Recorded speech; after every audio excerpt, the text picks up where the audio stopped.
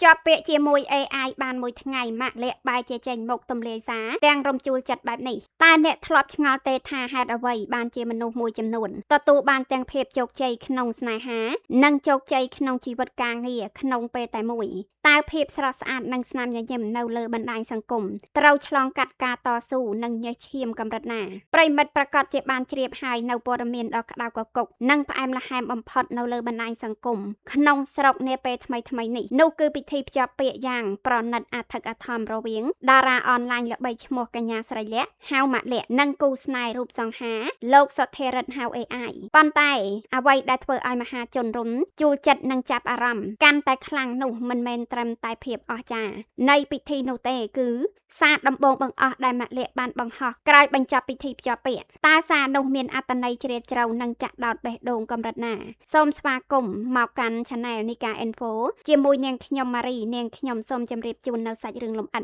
និងការវិភាគសារយ៉ាងស៊ីជម្រៅជូនប្រិមិត្តនៅពេលនេះប្រិមិត្តដែលនិយមតាមដានបុគ្គលល្បីៗនៅលើបណ្ដាញសង្គមប្រកាសជាបានស្គាល់យ៉ាងច្បាស់រួចមកហើយពីកញ្ញាស្រីលក្ខឬមហាជនទូទៅតែងតែហៅនាងយ៉ាងស្និទ្ធស្នាលថាម៉ាក់លក្ខកញ្ញាស្រីលក្ខត្រូវបានគេចាត់ទុកថាជាបុគ្គលដែលមានប្រជាប្រិយភាពនិងមានឥទ្ធិពលយ៉ាងខ្លាំងមួយរូបនៅលើបណ្ដាញសង្គម Facebook និង TikTok នាពេលបច្ចុប្បន្នមិនត្រឹមតែជាអ្នកបង្កើតមាតិកាដ៏មានសមត្ថភាពប៉ុណ្ណោះទេប៉ុន្តែម៉ាក់លក្ខក៏ជាទូតសុឆន្ទៈឬ Brand Ambassador តំណាងឲ្យផលិតផលក្នុងស្រុកល្បីៗជាច្រើនផងដែរដោយសារតែភាពស្មោះត្រង់រូបសម្រស់ស្រស់ស្អាតនិងការប្រឹងប្រែងធ្វើការយ៉ាងសកម្មរបស់នាងបន្ថែមពីលើភាពជោគជ័យលើវិស័យការងារនិងអាជីវកម្មអនឡាញមួយរយៈពេលចុងក្រោយនេះរឿងរ៉ាវស្នេហារបស់ម៉ាក់លក្ខក៏ជាប្រធានបទដ៏ក្តៅកគុកដែលអ្នកគាំទ្រតែងតែតាមដាននិងលួចកាត់សរសើរមិនដាច់ពីមាត់ទំនាក់ទំនងស្នេហារវាងកញ្ញាស្រីលក្ខនិងគូស្នេហ៍រូបសង្ហាលោកសុធិរិទ្ធដែលមហាជនស្គាល់ថា AI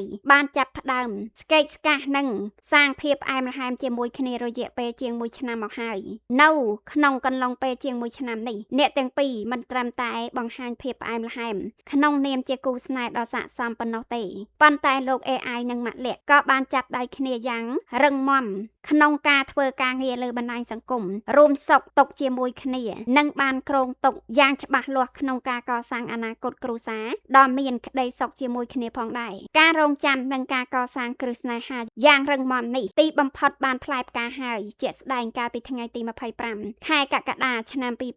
2026កន្លងទៅថ្មីនេះកញ្ញាស្រីលក្ខនិងគូស្នេហ៍លោក AI បានសម្រេចចិត្តដឹកដៃគ្នាចូលរោងជ័យរៀបចំពិធីភ្ជាប់ពាក្យតាមប្រពៃណីខ្មែរយ៉ាងត្រឹមត្រូវនិងអធិកអធមបំផុតតាមប្រភពព័ត៌មានលម្អិតពីពិធីទាំងមូលពិធីភ្ជាប់ពាក្យរបស់កញ្ញាស្រីលក្ខនិងលោក AI ត្រូវបានរៀបចំឡើងយ៉ាងធំដុំប្រកបដោយភាពប្រណិតនិងស៊ីវិល័យជាខ្លាំងឯគេហដ្ឋានថ្មីស្រឡាងរបស់ខាងស្រីនៅក្នុងពិធីនោះគេសង្កេតឃើញមានវត្តមានចូលរួមយ៉ាងច្រើនកកកពីសំណាក់មិត្តភ័ក្តិជិតស្និទ្ធនិងអ្នកនៅក្នុងវិស័យអនឡាញ Influencer Content Creator ល្បីៗតារាម៉ូដែលព្រមទាំងអ្នកសិល្បៈជាច្រើនរូបបានធ្វើដំណើរទៅចូលរួមសម្ដែងការអបអរសាទរនិងជូនពរដល់គូស្នេហ៍ថ្មីថ្មោងមួយគូនេះយ៉ាងកក់ក្ដៅបំផុតប៉ុន្តែអ្វីដែលធ្វើឲ្យមហាជននិងអ្នកគាំទ្ររំភើបចិត្តជំនួសនិងស្ទើរតែស្រក់ទឹកភ្នែកនោះគឺក្រោយពេលបញ្ចប់ពិធីភ្ជាប់ពាក្យបានត្រឹមតែ1ថ្ងៃប៉ុណ្ណោះពោលគឺក្រៅពីការបង្ហោះរូបភាពដ៏ស្រស់ស្អាតនិងការថ្លែងអំណរគុណយ៉ាងជ្រាលជ្រៅចំពោះភ្ញៀវកិត្តិយសទាំងអស់ដែលបានចំណាយពេលវេលាចូលរួម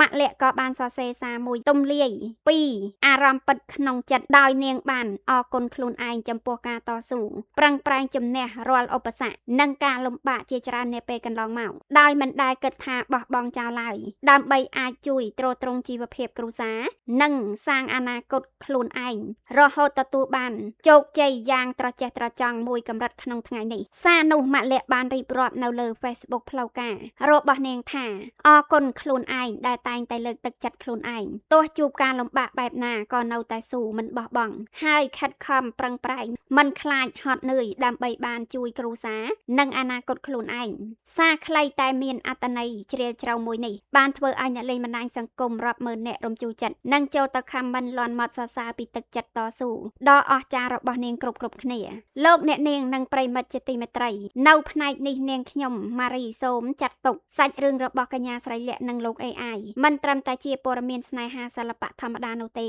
ប៉ុន្តែវាគឺជាមេរៀនជីវិតដ៏មានតម្លៃមួយសម្រាប់សង្គម Digital នាពេលបច្ចុប្បន្នផ្អែកលើហេតុការណ៍និងសាររបស់ម៉ាក់លក្ខនាងខ្ញុំសូមធ្វើការវិភាគស៊ីជម្រៅ3ចំណុចសំខាន់ដូចខាងក្រោម 1. ភាពប្រាកដនិយមនិងការតស៊ូនៅក្រោយខ្នងនៃភាពជោគជ័យជាញឹកញាប់មហាជនទូទៅតែងតែមើលឃើញតែភាពស៊ីវិល័យរូបភាពស្រស់ស្អាតផ្ទះល្វែងឬឡានទំនើបរបស់តារាអនឡាញឬ influencer ប៉ុន្តែតិចណាស់ដែលគេបានដឹងពីការតស៊ូនៅពីក្រោយខ្នងសារអរគុណខ្លួនឯងរបស់ម៉ាក់លក្ខបានឆ្លុះបញ្ចាំងយ៉ាងច្បាស់ថាគ្មានជោគជ័យណាមួយកើតឡើងដោយចៃដន្យឬស្រួលនោះទេការធ្វើជា BA ផ្សព្វផ្សាយនិង content creator ត្រូវប្រឈមមុខនឹងសម្ពាធផ្លូវចិត្តការរិះគន់ការប្រកួតប្រជែងខ្ពស់និងការធ្វើការគ្មានម៉ោងពេលការដែលនាងអាចទិញគេហដ្ឋានថ្មីនិងរៀបចំពិធីភ្ជាប់ពាក្យដ៏ធំដុំបានគឺជាផ្លែផ្កានៃការមិនបោះបង់និងការទទួលខុសត្រូវខ្ពស់ចំពោះគ្រួសារ 2. តម្លៃនៃគូជីវិតដែលដើរទន្ទឹមគ្នាក្នុងសង្គមសម័យថ្មីទំនាក់ទំនងស្នេហាដែលគង់វង្សនិងគូឲ្យគោរពមិនមែនជាស្នេហាដែលពឹងផ្អែកលើភាគីណាមួយតែម្ខាងនោះទេតែជាស្នេហាដែលចាប់ដៃគ្នារកស៊ីនិងកសាងជីវិតទំនាក់ទំនងរវាងម៉ាក់លក្ខនិងលោក AI រយៈពេល1ឆ្នាំមកនេះបានបង្ហាញឲ្យឃើញថាលោក AI មិនត្រឹមតែជាគូស្នេហ៍ក្នុងក្តីស្រមៃប៉ុណ្ណោះទេតែជាដៃគូធ្វើការនិងជាអ្នកជ្រោមជ្រែងនៅពីក្រោយខ្នងយ៉ាងពិតប្រាកដការរៀបចំពិធីភ្ជាប់ពាក្យនៅគេហដ្ឋានថ្មីរបស់ខាងស្រីក៏ជានិមិត្តរូបបង្ហាញពីការផ្ដល់កិត្តិយសនិងការកសាងគ្រឹះគ្រួសាររួមគ្នាយ៉ាងមានទំនួលខុសត្រូវ 3. ការផ្ដល់ឥទ្ធិពលវិជ្ជមានដល់យុវជនអ្វីដែលនាងខ្ញុំចូលចិត្តបំផុតក្នុងសាច់រឿងនេះគឺស្មារតីការដឹងគុណខ្លួនឯងយុវជនជាច្រើននាពេលបច្ចុប្បន្នតែងតែរងសម្ពាធនិងភ្លេចលើកទឹកចិត្តខ្លួនឯងសាររបស់ម៉ាក់លក្ខគឺជាសារអប់រំមួយដាស់តឿន